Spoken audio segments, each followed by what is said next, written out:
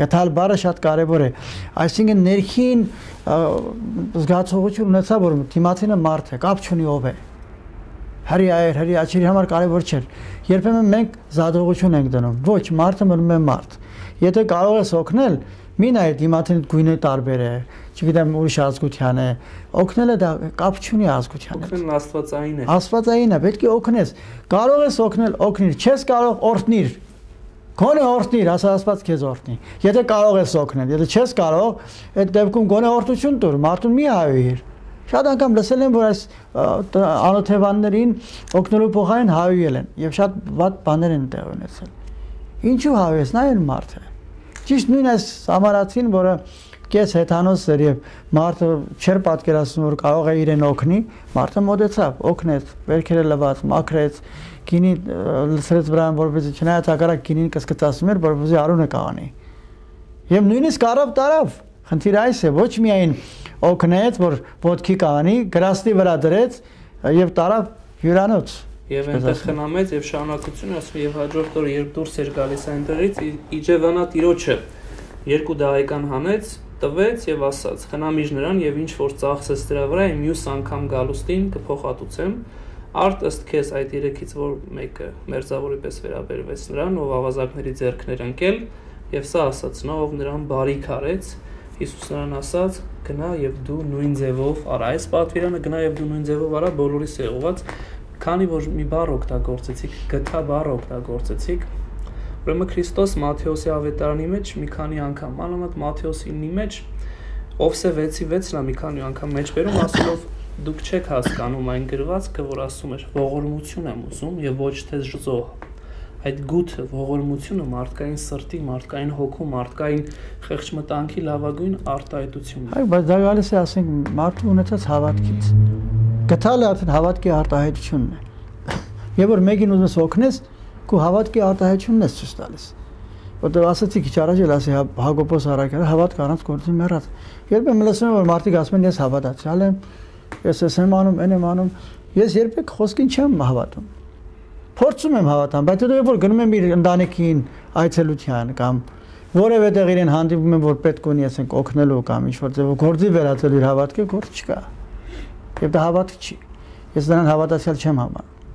Եվ այս Սամարացին իսկական հավատացյալը նա էր, որովհետև նա իր հավատքը գործի վերած։ Հակառակ ես հեթանոսը չգիտեմ հрьяաների կողմից ընդունված է, դա իրենց գործն է։ Բայց այս պահին նա այդ մարդուն իր անտարբեր չանցավ,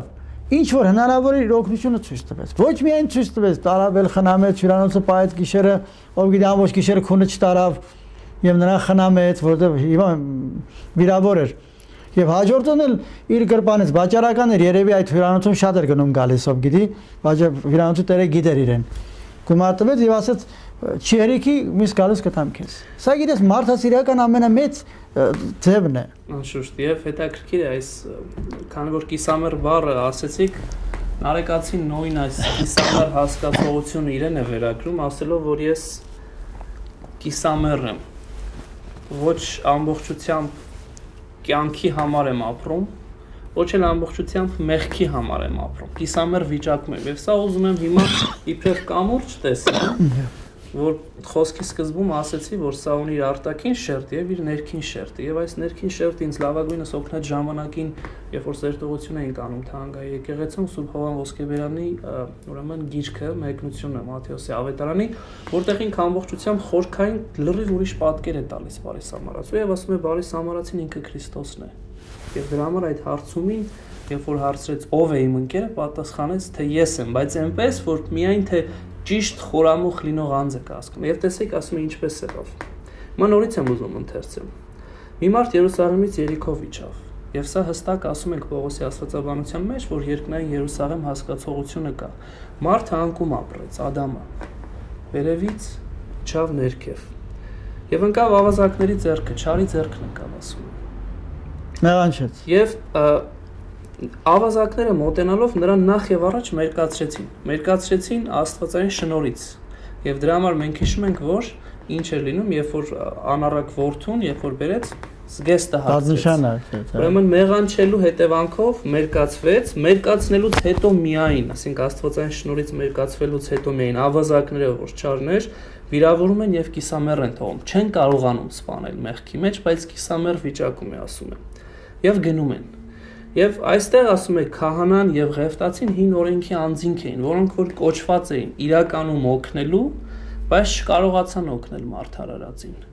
Եվ այստեղ մենք տեսնում ենք, ասում է Սամարացուն, որը որ Քրիստոսի իրական պատկերն է, սրտի պատկերն է, խոնարհության պատկերն է, օգնող պատկերն է, օգնող ձեռքն է, ոնց որ Պետրոսին հանեց։ Եվ ասում է, տեսեք ինչ դրեց, մոտենալով նախ կապեց վերքերը, երկրորդ ասում է երկու հանգամանք դրեց, ձեթ եւ գինի։ Երկուսն էլ այսօր մեր եկեղեցական արարողության մեջ մեծագույն տեղ ունեն, գինին իբրև հաղորդության այս արյան գաղափար, իսկ ձեթն իբրև Սուրբ Հոգու շնորհի տվչություն։ Ասում է բերեց եւ այս երկու մեծագույն պատվերն ու օրհնությունը մեզ բերեց եկե տվեց մարդուն եւ ասում է սա էլ բավարար չէր, վերցրեց գրաստի վրա դրեց խաչի գաղափարով եւ տարավ մի վայր, այնտեղ խնամեց։ Խնամելուց հետո Իջևանատիրոջը, որ արդեն գալիս են առաքելական շարունակություն ունեցող քահանաներն ու առաքյալները, իրենց հանձնեց, ասելով որ եկեղեցից ձեզ եմ տալիս եւ տվեց այդ շնորհները։ Եվ տեսեք շարունակություն ինչ է։ Խնամիր նրանց, ինչ որ ծախսես, եւ մյուս անգամ գալուս Քրիստոսի երկրորդ գալստյան հասկացողությամբ ասում է կհատուցեմ քեզ։ Եվ այս ամբողջը տեսնում ենք, որ Քրիստոսի ամբողջ կյանքի պատկերն էր պարփակված բարի Սամարացին այստեղ Քրիստոսն է։ Եվ Հովան Ոսկեբերյանի ասենք մեկնաբանությամբ այստեղ Սամարացին ուրեմն Հիսուս Քրիստոսն էր եւ դրա համար ասում է գնա եւ նույն ձևով արա, ասենք իմ նման արա, իմ օրինակով արա, ինչ որ ես արեցի։ Առաջի հարցի պատասխանը, երբ որ դուք ձեր խոսքի մեջ ասեցիք ընկերներ ունենք եւ ասում ենք ասա ընկերդ ով է, ասեմ դու ով ես, իրականում մեր առաջի ու ամենամեծ ընկերը պիտի Քրիստոս լինի։ Եվ եթե հենց ձեր բառերն եմ ուզում օգտագործեմ, ասա ընկերդ ով է, եթե Քրիստոսն է իմ ընկերը, ուրեմն ես էլ պիտի փորձեմ Քրիստոսին նման։ Այսինքն երբ որ ասում ենք մենք աղոթքի կանոնում խոսում ենք Աստծո հետ, այդ դեպքում արդեն Աստված դառնում է ձեր ընկերը, այսինքն Հիսուս Քրիստոսը։ Իր հետ անգեղձորեն անմիջականորեն դուք բացատրում եք ձեր կյանքը, ձեր ներքին զգացումները, միայն ընկերոջը կարող ես, չէ՞, ավելի մոտ մարդուն բացատրվես, խոսես, այն ինչ որ ծնողիդ կարող է չասես, բայց ընկերոջդ հետ կարող ես բացատրվել։ Ճիշտ հիմա Հիսուս Քրիստոս թող դառնա մեր ընկերը, բոլորիս ընկերը։ Եվ մենք երբ որ մի դժվար նեղ վիճակ ենք ունենում, փոխանակ սրան նրան ասելու, որոնք կարող են տարածել մեր այդ ասածները, եւ վերջի կռիվ կարող է բացվի։ Ավելի է մեր այդ ներքին զգացողությունը, խոհերը, մտածումները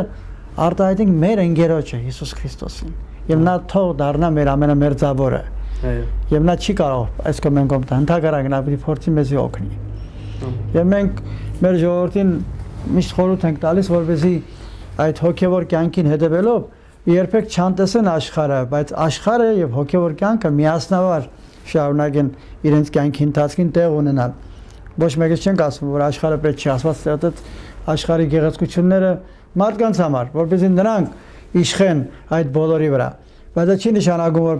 Աստծուն պետք է մեկողմ թողնենք եւ միայն զբաղվենք աշխարհի կյանքով։ Կնշանակի ինչ որտեղ մի բան պակաս կմնա եւ ավելիով։ Մեր մաղթանքն է, որ մենք բոլորս էլ դառնանք բարի Սամարացի եւ օգնենք ինչ հնարավորություն ունենք ամեն մարդու, որոնք կարիք ունեն մեր օգնության։ Ուրեմն աղոթքով վերջացնենք այսօրվա մեր աղոթումը, անհոր եւ որդու եւ օգնի սրբո ամեն։ Խնամող արարածների խաչիտ նշանով պահպանիր հոգիս եւ մարմինս մեղքերի պատրանքներից, թևերի փորձություններից, անիրավ մարդկանցից եւ բոլոր վտանգներից հոգու եւ մարմնի եւ ողորմիր քո արարածներին եւ ինձ բազմամեղից ամեն։